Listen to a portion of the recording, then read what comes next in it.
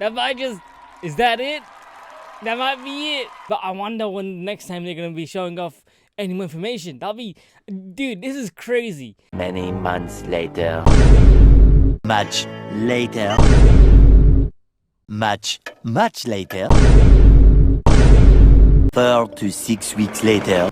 What is this? Oh no, it's Bayonetta, boys! Much later.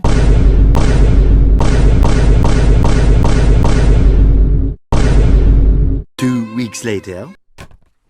Oh shit, the game came! Time to play it! Oh, that guy's carrying a Nintendo box.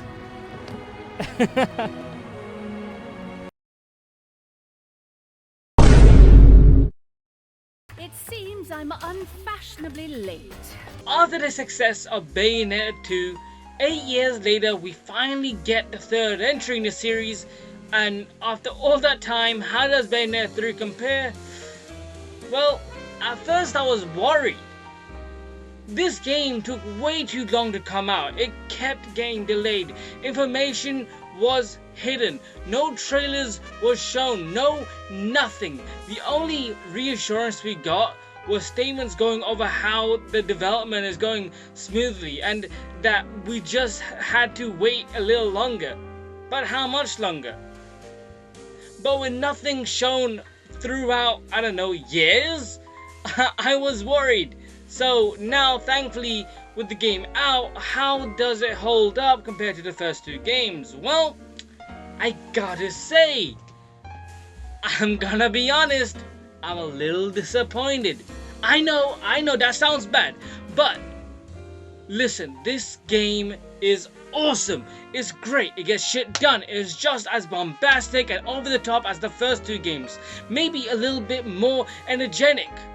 But for me personally, this game is a bit of a disappointment, and let's go over why.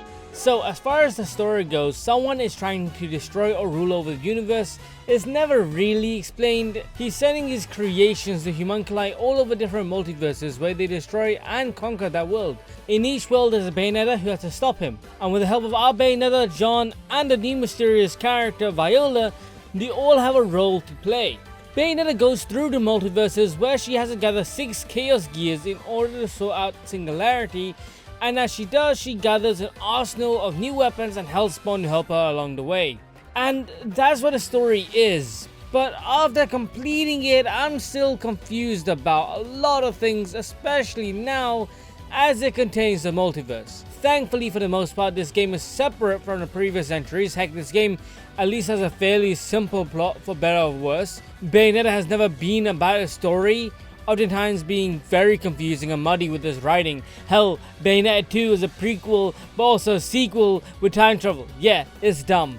But what the games had going for them were the incredible characters brimming with personality. Bayonetta herself broke the mold for what a heroine is. She's an over-the-top crazy action superhero you wanted in a game like this. But as a heroine, she was sexy and very sexualized. But she never stooped down to the level of objectifying herself. Instead, she used herself as a weapon. She became the weapon.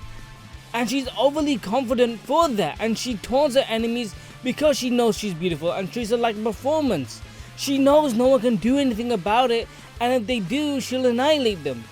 But from the outside, she's a sexy witch who goes around killing angels in sexy poses and very objectified. And her personality from the outside was someone who doesn't care for others with a cocky attitude, but throughout the story, as you go through it, you see her true colors through the cracks in the shell, as she does care, and while she wouldn't want to show it, she hides it behind a tough exterior, while still amplifying that crazy nature of hers.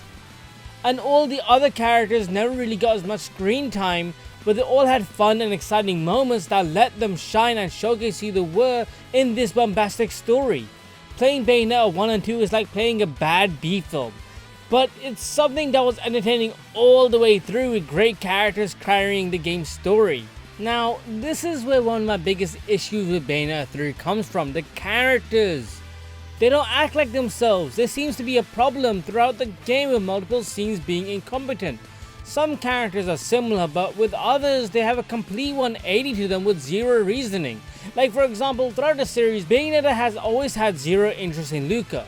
But in this game, they're lovers, like excuse me? She never gave a shit about him, not because she didn't care, but because he's a normal guy and she's a 1,000-year-old witch. She's gonna outlive him, and in this game it's so wild with what they did, and the reasoning is so stupid.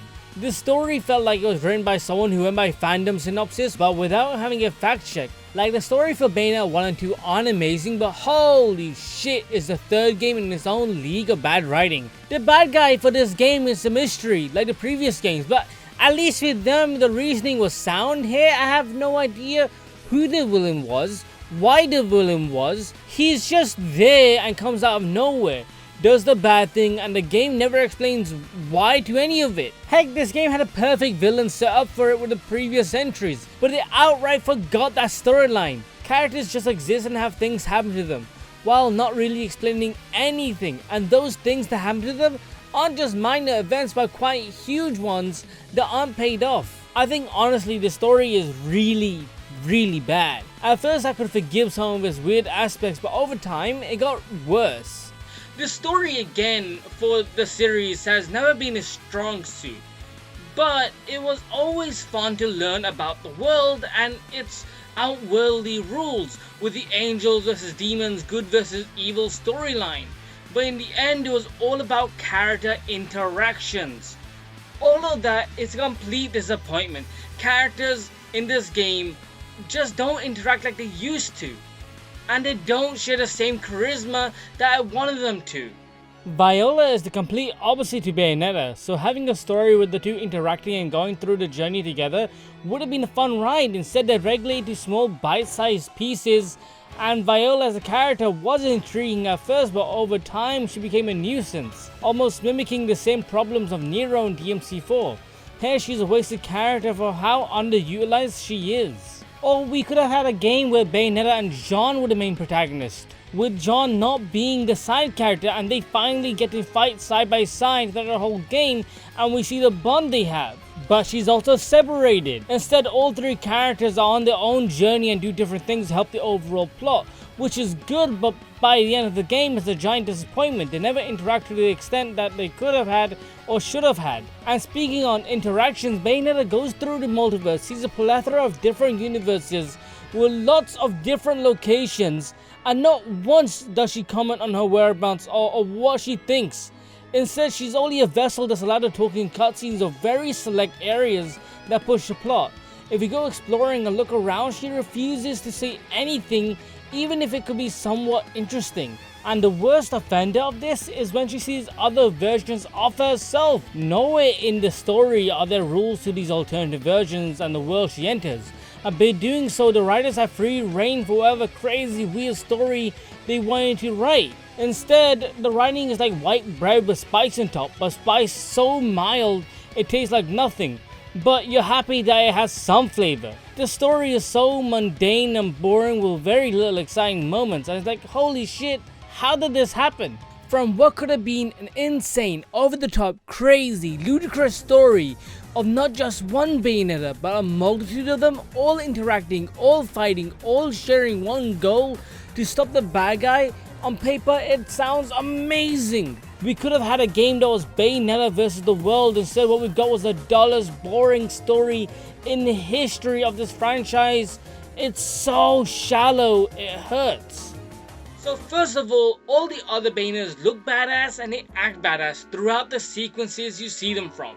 They all have their own story going on, so being a part of that is cool. But the problem comes from the interactions. The Bayonettas never really speak to each other, they don't react to each other, they don't do anything with each other. They're just clones who acknowledge each other, but that's it. It's like...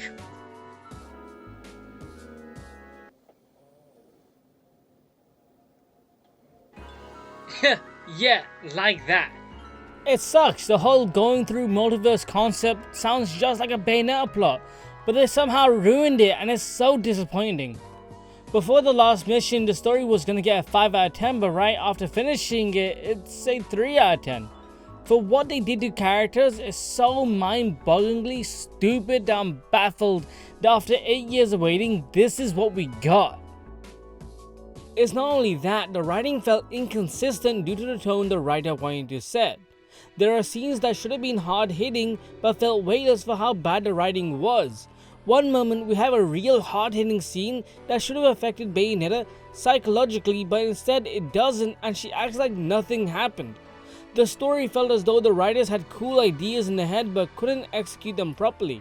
And it sucks majorly for what should have been a hyper story, especially as how the first two games were somewhat trying to set this one up, and they just completely failed in every respect, and it sucks.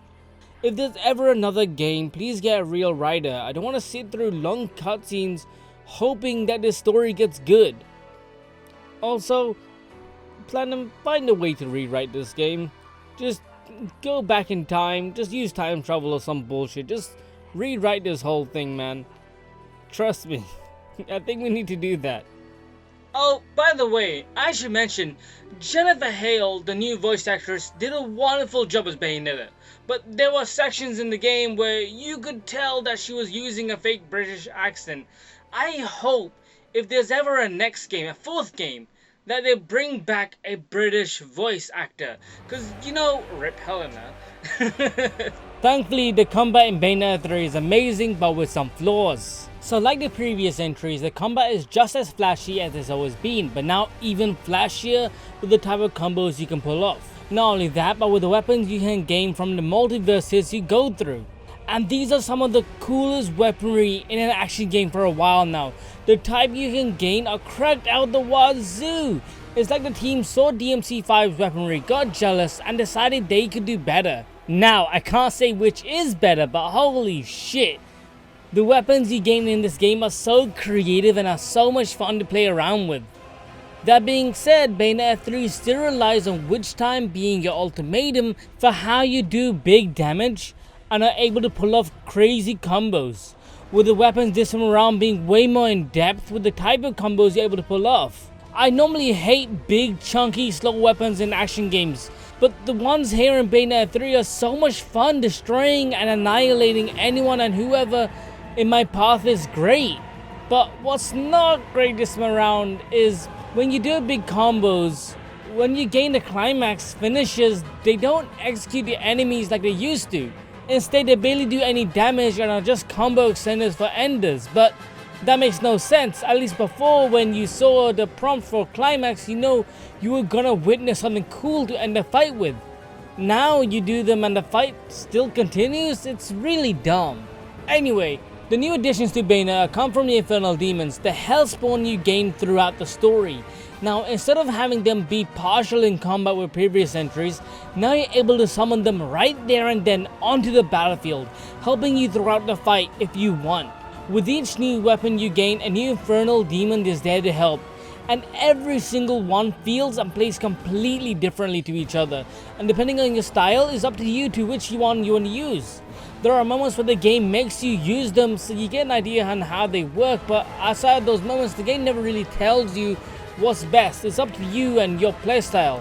Every single Infernal not only looks unique, but they all feel unique. While huge, they have their own set of attack patterns and timings on those attacks, dealing huge damage. But the Infernal feel limited in what they could do. It almost feels like they were set up to be something more but got cut halfway through. They're not bad, just a little underwhelming, but overall, I honestly really like the Infernal and how they help with the combat. It makes it feel like an all-out war between monsters. That being said, they make combat worse by covering up half the screen, not allowing you to see anything due to how huge they are. And because of that, I imagine Platinum thought that everyone would love them. So they decided to increase the size of enemies to quadruple to what they were. Now you barely see Bayonetta, and you can hardly make out what she's fighting up against. I rarely have time to dodge attacks and react, and when I can, I barely see shit because of how tiny she is and how zoomed out the camera is. What were they thinking? It's one thing to have big enemies, but to the point where they're skyscrapers, it's annoying. It's at these points where the game just kinda strong arms you into using the Infernals, as they're the only things to clear the screen. Now compare that to the Angels from the first two games, and they didn't take up 90% of the screen, and they had the aesthetic of horrifying creatures that you wanted to destroy. And you can fight them in this game thanks to the bonus fights, but that's all they are. I just wish we got them instead of these meat bags. At least when you fight the angels, you feel some sort of satisfaction. With these enemies, I don't care at all. But what I do care about is the Infernal. Thankfully, one redeeming quality to the Infernal are the sick kaiju sections. I love them. Holy shit. These feel like battle scenes ripped straight out of their respective films and put into the game form. It almost feels like what the fandom has always wanted, with a big AAA kaiju game. Heck, I don't understand why Platinum hasn't done a big AAA Tosaku superhero game. Everything they make seems to be leading up to it, and I hope they do one sometime soon. In any case, what I really don't understand about the general combat is that for its third entry, I wish they allowed for greater freedom. While the combat is stylish, I wish they allowed for a greater option of choice. They saw DMC5's weapons, but they never took what DMC was good at. What's really dumb about this game is that you could have 3 Infernals at your disposal to change whenever you like, but when it comes to the weapon choice, you only have 2, and I don't understand why. I would like to create some unique combo at a moment's notice, like DMC. While I understand both games play differently, with Bayonetta relying heavily on the witch time, I shouldn't have to pause the game, go into the menu, change weapons to then resume combat. It stops the flow. Give me a wheel with all the weapons, let me select whatever I want right there and then. It ruins the flow, and speaking on the flow, one of the new characters you get to play as is Viola, and god damn, she's a completely different kind of flow. The reason for that comes from her way to enable witch time. With Bayonetta, you have to dodge attacks, but with Viola, you have to parry, and it feels so non-organic. Like, she can also dodge, so it doesn't make sense why she has to rely on a parry mechanic. And her parry sucks. You have to time to parry at the exact moment an enemy attacks, and then and only then will she go into witch time. If the parry was more lenient, then playing as her wouldn't be as hard, and will be way more enjoyable. I'm surprised Platinum, creators of Metal Gear Solid Revengeance, didn't just use Viola as a way to revive that gameplay. Instead, she plays like Bayonetta but so much worse. I also just wish they gave her more. Instead, she feels so half-baked. She only has one weapon and one infernal demon and nothing else, and her upgrades are quite pointless and shit. I just wish Platinum made Viola a whole different kind of playstyle opposed to Bayonetta. Heck, this could have been their chance to show if they could pull off something like DMC. And maybe even just copy Virgil. I'm just saying. That might have been cool. Either way, those really are just the big differences between her and Bayonetta. Moving on, the very last character you can play as is Jean. And I gotta say, her moments are fun. They're very different from the rest of the game, but they feel great. They're small bite-sized levels you can complete under 10 minutes. Her gameplay is honestly really simple, but the controls and levels are really fun. There's not much to say about her sections other than I like them. They feel very arcadey. And with all 3 characters, you end up fighting the same enemy types. And as for Bayonetta, the series, they suck. I hate them. The new enemy type, the homunculi, are trash and should be erased from anything to do with the future. Honestly, I really do not like them. They look the same, they feel the same, and they all act the same. They don't have anything remotely unique to them. I'm constantly going, wait, haven't I fought this one? Wait, haven't I fought that one? And I just get confused. And the game is constantly showing off new enemy types. In like every chapter, I'm just like, I don't know, I've fought this one before. They're so basic, bland, and boring. Platinum, don't bring these shitbags back again. They suck. outside of combat, you can still do some stuff like upgrading the characters, giving them more health, magic, and better combos. But other than that, you can explore the surrounding area too, which sucks. Like, I enjoy these, but they're not great. So, when it comes to the previous games, the areas you go through are small. There was always stuff you could do. You could always find puzzles, random hidden items, and challenges around said area. The third game encompasses all of that with a bit more, but at a much worse rate due to the size you're able to traverse in. While I really do like it, it works against the game as the system that's built around it is the encompass of two cell phones glued together. The Switch is a goddamn terrible system for what Platinum wanted to showcase.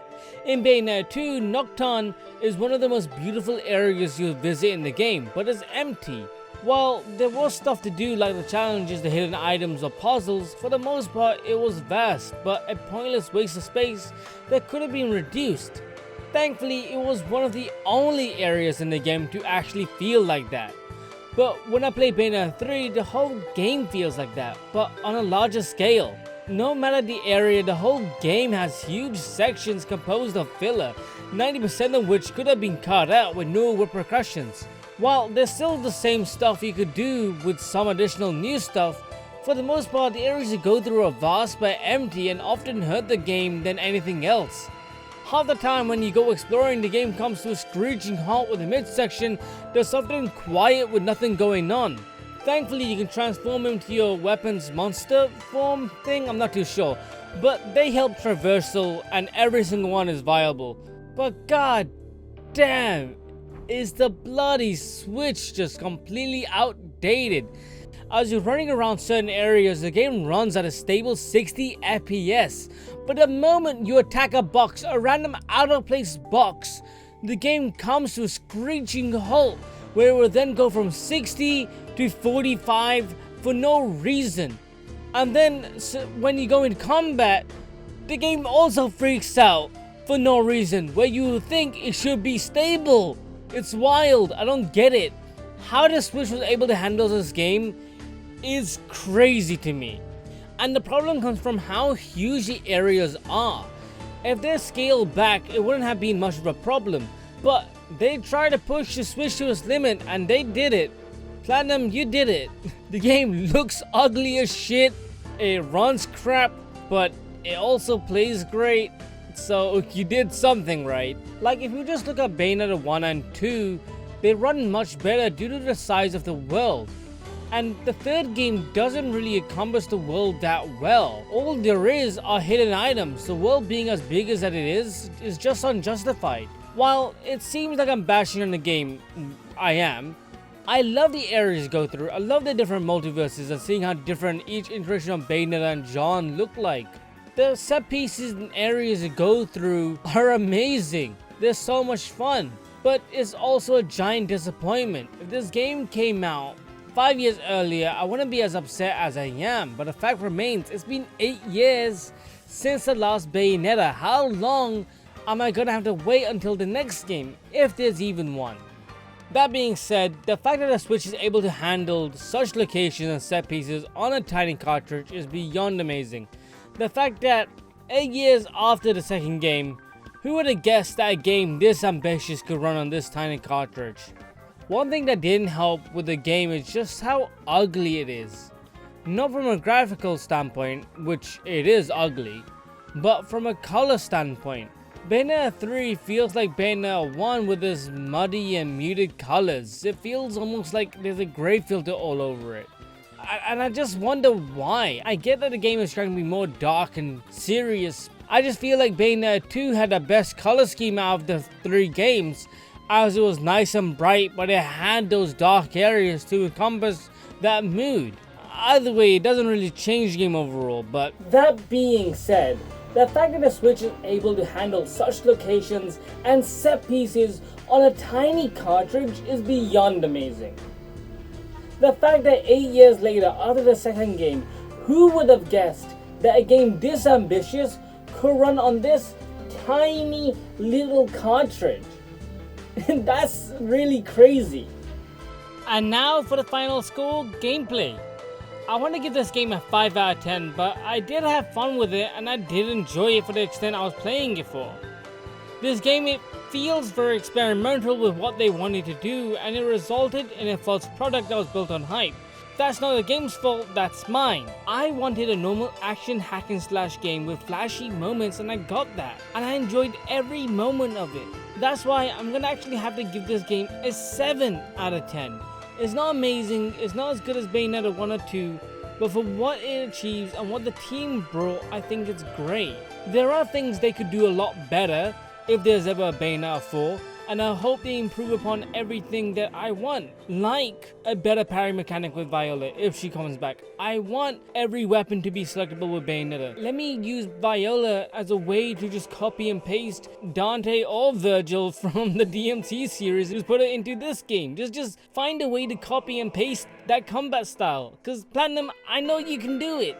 Hell, bring back Raiden style. That would be so cool. That would be so cool. Anyway, that is it for me, so take care and see ya.